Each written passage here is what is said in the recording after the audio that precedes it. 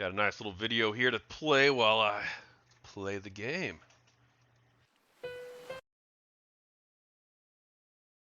Probably turn on 1.5. Binary arose, how politics became exhausting.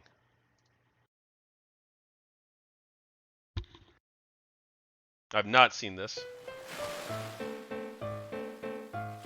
Hey everyone, I saw this drawing fall from the sky, but I'll share what it is at the end of this video. Politics for the most part is a very exhausting subject, and the title's a bit misleading. Politics has always been exhausting. People arguing tirelessly on how to best steer the ship we all currently ride on. Disagreements are unavoidable, and no one ever gets exactly what they want without force. To get people to live and work together in a nation this huge, compromises were needed. You might not get exactly what you wanted, but you kept the integrity of this nation intact. Without compromise, all that's left is war. It still blows my mind on how new the internet is in the grand scheme of things. It's only been available to the public to use for 30 years.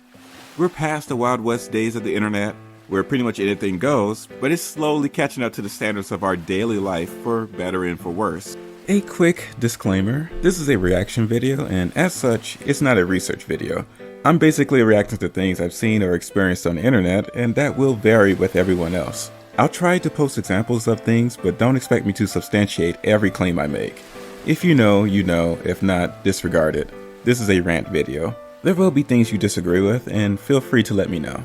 Before the internet, people you met and interacted with often were people in your immediate vicinity. Whatever the dominant perspective was in that area, you either agreed or disagreed with, or navigated around it. You had to interact with people you disagree with, especially in community locations such as schools. Meeting different people and learning how to get along with them is a skill that has been slowly depreciating since the introduction of the internet. Now, instead of learning how to navigate differences in opinions and focus on our similarities, you can now self-select your perfect tribe. People who would have been isolated in their respective communities can now interact with each other and reinforce their perspectives instead of butting heads with your local. This is actually something I've thought about a lot myself lately, which is that it seems like very much on the internet, you run into like the worst fucking people, and that's something that everyone sort of says. Oh yeah, social media is like a complete cesspit, and people find these really weird fringe groups that they never would have found otherwise.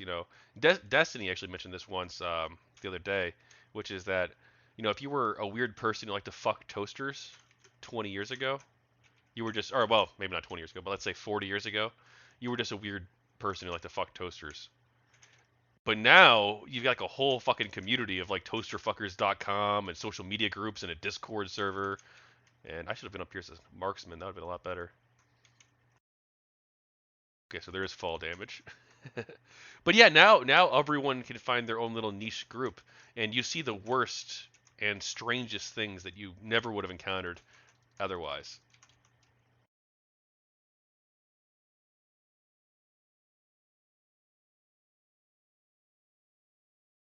This is an intense.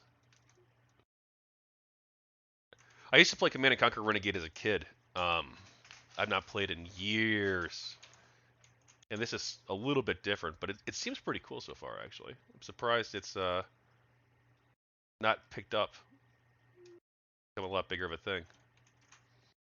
Community. It's not completely one-sided though. Perhaps the people in your local circle are so uncompromising that you naturally would have saw other like-minded people in person, but the internet made it easier. Not everyone gets along with each other after all. We're in the age of algorithms on the internet, which made it much easier to self-select and reinforce our perspectives. With politics, this gets messy. You hold left-wing policies. After consuming left-wing content and interacting with left-wing people, the algorithm will make sure you see more of that. The same goes for right-wing content, and over time this will strengthen your beliefs. Your interactions with people you disagree with will diminish over time, and I believe this triggers our tribal inclinations. You spend so much time with your self-selected online group with the help of the algorithm, and I'm very sure your online political group painted people you disagree with as the second coming of Hitler. This is every active political group, by the way, even the anti-woke people. So all you have are online political True. You only see the absolute worst aspects of the other side because it's filtered through your own echo chamber. You have to like deliberately go out of your way to find oh fuck find content outside of your echo chamber. And when you do, a lot of people they'll be like, "Oh yeah, I tried listening to this podcast from the other side," or "I tried listening to this YouTube channel," or whatever. I tried following some two people on social media, but all I did was get angry. Right? That's something you'll hear too. Like all I did was get angry, even though I tried to do the right thing. I tried to hear out different perspectives, and that's I think partly it's not just social media. It's not just the echo chambers. It's also that people don't know how to agree to disagree. And also, I think that the social media stuff has made people more extreme. Like, if you go meet a random conservative in real life, they're probably going to have, like, normal ish views. Like, they're probably not going to be, like, some sort of, like, weird white nationalist person. Or they're not going to have, like, weird anti Ukraine views. Or if they do have, like, some sort of, like, unusual views out there, they're probably going to be, like, relatively moderate or nuanced. And be like, yeah, you know, I don't know. I'm kind of leaning towards this direction. I don't know. I've not really studied it that hard. Because they're just, like, a normal person. So even if they have inclinations that are a bit more radical, they're probably not going to be super radical in how they interact with the world on a regular basis. But if you meet someone on Twitter, oh fuck, oh fuck, you're dealing, or even like a YouTuber or podcaster, you're dealing with someone who probably, in most cases, is like super hardcore extreme. Whereas like your neighbor who happened to vote for Biden or happened to vote for Trump probably isn't as crazy. Proxy wars that will never end because no one will ever compromise. You are Hitler. Why should I compromise or interact with you? Be honest, once you've written off a group of people as the most pure evil. I liked Command and Conquer Renegade as a kid. I really enjoyed it. I know that it was generally considered to be a fairly flawed game in many ways, but I thought it was a very enjoyable game with a lot of redeeming elements to it. But one thing that fucking sucks is these guns don't do any fucking damage. Like I'm over here I'm dropping them with like fucking like 5 or 6 shots with a marksman rifle, and fucking nothing, no damage at all. It seems it's wild, very little, even when I get the hit markers.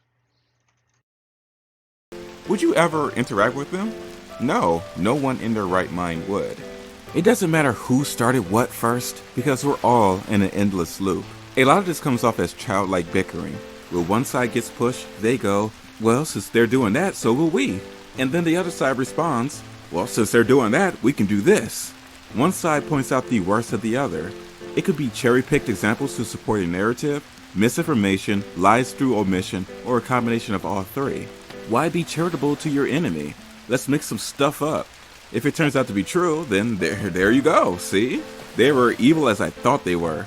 Confirmation bias strengthened. True. Just look at this, all that happened with, like, I bring up these examples a lot, but the Kyle Rittenhouse situation, look at that. Look at the Amy Cooper story, the City Bike Karen story. Everyone has these sort of weird preconceptions about everyone else because, like, oh, they're white, or because of their race, right, or their gender, right? Vosh literally said that Anna Kasparian was having a white woman moment when she criticized being called a birthing person, right? This is like wild stuff, either based on race or based on politics. Everyone automatically assumes the worst possible motivations of everyone else. Now, how do I go into third person mode? That's the interesting question. I know some weapons it forces you in it or keeps you in it most of the time, but I think you can switch between them.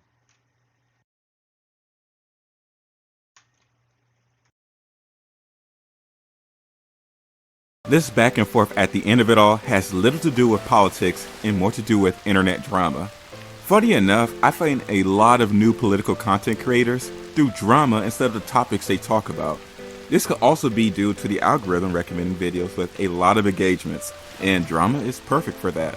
However, it wouldn't have learned to do that if we weren't ourselves excited for drama. Drama is enticing, and people are more willing to click on a political video trash talking another political content creator than learning about politics.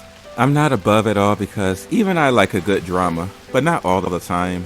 I used to like talking to people I disagree with, and I still do for those who are reasonable, but for the most part, online politics is exhausting. This might be on a smaller scale of things, but another thing to bring up, which is reserved for the most terminally online people, the PSYOPs. People infiltrating political communities and sharing things that sound within reason to them, but done so to push them towards more insane beliefs. But I believe this stuff backfires. What if that insanity catches on? Now your group has to react to that with the same level of insanity, if not more. You usually hear about this coming from sites like 4chan, but it's possible that can come from other sites or apps. Unfortunately, this works. We wouldn't have gotten these radical ideologies without some sort of back and forth feedback loop. It used to be the case that you wore two masks, one for in person and the other one for online, but now the internet is bleeding into our personal lives. People outraged by what they see on the internet will take action by boycotting or vandalizing brands because of their differing political opinion. There's no escape from that now. It's gotten too big of a problem. Companies know how well this works and will use this vitriol portion of the internet to generate revenue and publicity, and people will fall for it easily. Online politics reverted people back to Ooga Booga times. Instead of talking about issues that really matter, we have a culture war to win. Not only do companies realize that, but we got opportunists amongst ourselves who want an easy cut of the revenue.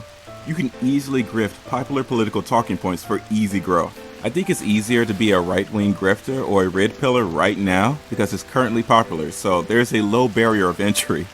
Bring up some manosphere talking points and talk about the woke media and get that check.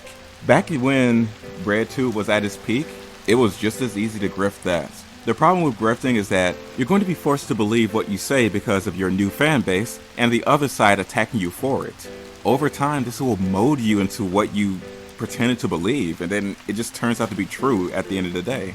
And then as years pass by and people reflect upon you, they're going to realize that, yeah, you were dumb this whole time. And then they'll leave you. I'm sure there's an example of a political YouTuber who faded in relevancy. Also, obviously, not because of the algorithm, because people grew up beyond the content creator. If it's all performative, I think people will eventually figure that out. They might not get it right away, but if all you got is what's currently popular to say, time will reveal that. You can also pick current examples of people obviously in it for the grift, but have to double down on it because they're in too deep. That's why I couldn't do it. It'll eat away at my conscience knowing that I have to say crap I don't believe just to make money. Internet politics has become less about policies that affect everyday people and more about the clicks, revenue, and engagements. The politics will come back into view when it can be used to fight in the culture war. That's the only time, it seems. It's not a great place. Okay, this is fucking cool, okay? The hero stuff. Each faction has their own unique heroes too, which is pretty cool. Now hopefully this sniper will actually do some damage.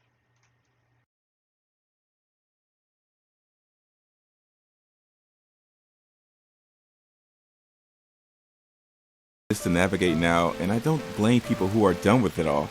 It's a distraction from things that really matter. I honestly see this as the growing pains of new technology. Once again, the internet is still new and is growing and evolving by the year. I know I'm not the only one jaded about how the internet made politics so hostile and grimy. If you're one of those people, you might like it here. Although I'm on the left, I'm like post-online politics. It's important to me, and I believe strongly in what I believe, no matter what online group thinks of me. But I can get along with people I disagree with, or think differently. I think this helps me with my series whenever characters talk politics.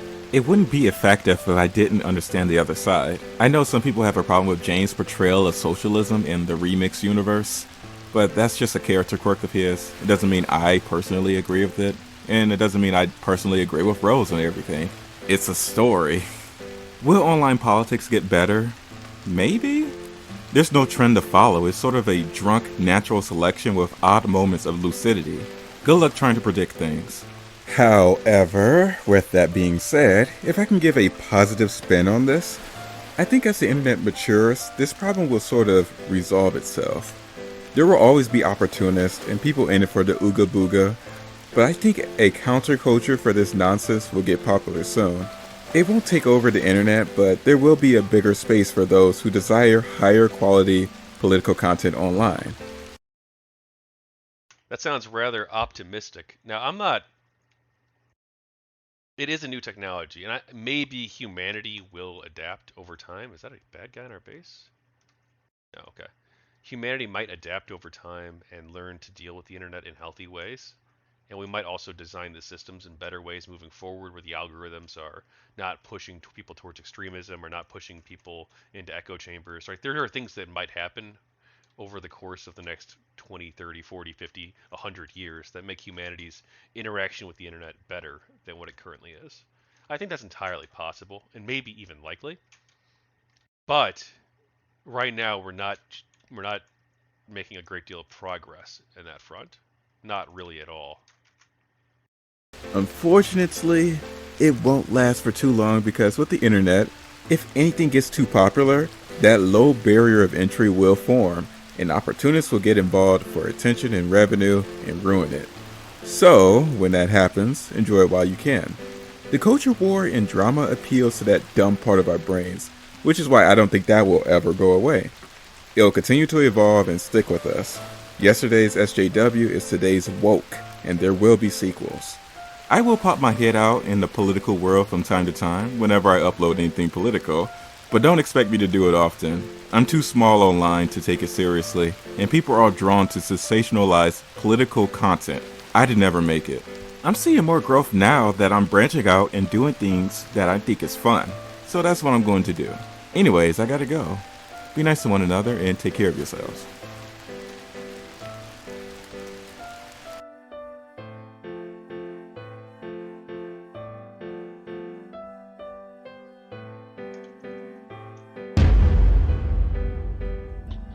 All right, what we got? What do we got up next?